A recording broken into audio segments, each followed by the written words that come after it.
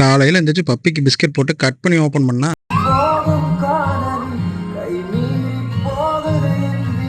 நேரா தியேட்டருக்கு நம்ம பிரதீப் ரங்கராஜன் நடிச்ச எல்ஐகே படம் பார்க்கறதுக்காக கிளம்பி வந்துட்டேன் கைஸ். ஆக்சுவலா படம் ரொம்பவே நல்லா இருக்கு. 2040 நடக்கிற மாதிரி ஸ்டோரி. கண்டிப்பா தியேட்டர்ல போய் பாருங்க. முடிச்சுட்டு நேரா சிவாஜி கடைக்கு போயிட்டோம்.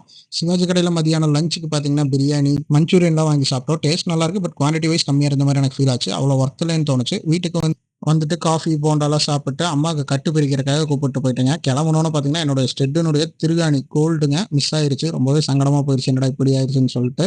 அது வேற புதுசு பர்ச்சேஸ் பண்ணோம். முடிச்சு நாங்கள் நேராக ஹாஸ்பிட்டல் கிளம்பிட்டோம். பெத்தே கவுண்டர் ஹாஸ்பிட்டல், இது நம்ம டவுன் ஹாலில் லொக்கேட் ஆயிருக்குங்க. ஆல்ரெடி நம்மள முன்னாடி இருந்து ஃபாலோ பண்ணுற ஃபாலோவர்ஸ் எல்லாரும் தெரியும். அம்மா கை உடஞ்சு கட்டு போட்டிருக்குன்னு அது எல்லாமே இன்னைக்கு பிரிச்சுட்டு நார்மல் கட்டு மாற்றிட்டோம். வந்து சாப்பிட்டு அதுக்கப்புறம் வர வழியில் பைக் கொஞ்சம் ஒரு ப்ராப்ளம் ஆயிடுச்சுங்க.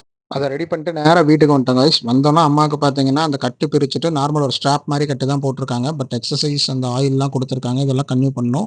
அதுக்கப்புறம் அம்மாவுக்கு கொடுத்துருக்க ஆயில்லாம் அவங்க கைக்கு அப்ளை பண்ணி விட்டுருந்தேன். ஆக்சுவலாக பார்த்தீங்கன்னா இந்த ரீசெண்ட் டைம்ஸாக ரொம்பவே குக் பண்ணுறது அது என்ன ரொம்ப ஸ்ட்ரகிள் ஆயிருச்சு அம்மா கை அடிப்பட்டதுனால.